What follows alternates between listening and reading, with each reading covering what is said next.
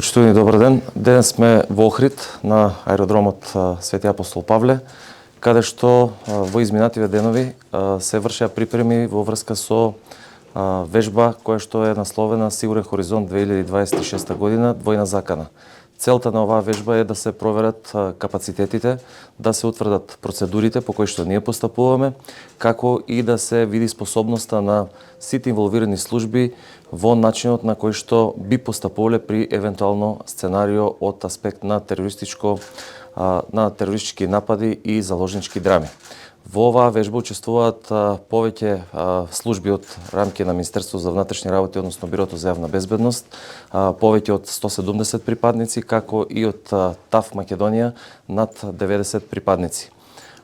Една од целите кои што, како што напоменав, е да се проверат капацитетите на самиот систем, на самите служби кои што се занимаваат со безбедноста на самиот аеродром, на целокупната инфраструктура, на патниците, на воздухопловите, како и на самиот персонал кој што оперира, без разлика дали е во аспект на самиот оператор или од аспект на припадниците на Министерството за внатрешни работи.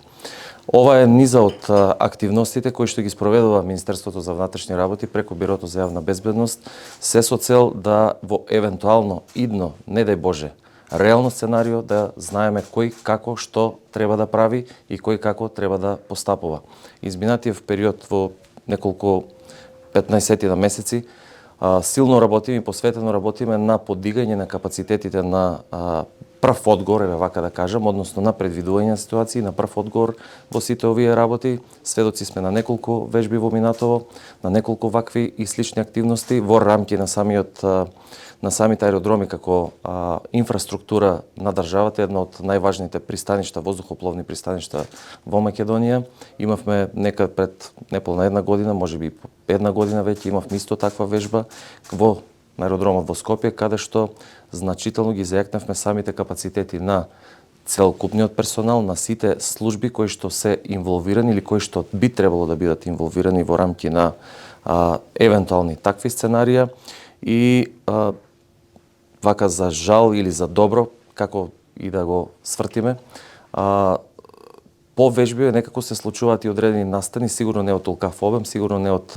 толкави димензии, меѓутоа еве конкретно ако збориме за аеродромот во Скопје,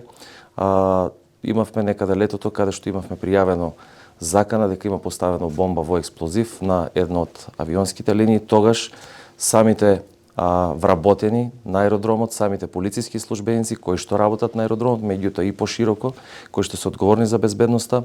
знаат точно како да реагираат, што да преземат и како да ги превенираат сите активности, а се со цел да не се створи непотребна паника, се со цел да не имаме ситуации кои што не би требале да ги имаме во реално сценарио. Исто така е компонентата како да бидат известувани и самите граѓани и така натаму и така натаму. Покрај се тоа што го напоменав, најважно е да, еве во пресрет на самата летна сезона, бидејќи овој аеродром е познат како една од дестинациите кои што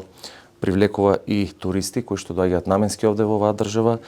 да знаат дека граѓаните на Македонија, како и сите странски граѓани кои што доаѓаат во нашава земја, да знаат дека доаѓаат во една земја која што